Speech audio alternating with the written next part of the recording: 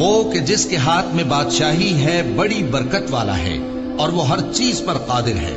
اسی نے موت اور زندگی کو پیدا کیا تاکہ تمہاری آزمائش کرے کہ تم میں کون اچھے کام کرتا ہے، اور وہ زبردست ہے، بخشنے والا ہے. اسی نے 7 آسمان اوپر تلے بنائے. اے دیکھنے والے، کیا تو رحمان کی تخلیق میں کچھ نقص دیکھتا ہے؟ ذرا آنکھ اٹھا کر دیکھ، بھلا تجھ کو آسمان میں کوئی شگاف نظر آتا ہے؟ پھر بار بار نظر کر تو نظر ہر بار تیرے پاس ناکام اور تھک کر لوٹ آئے گی.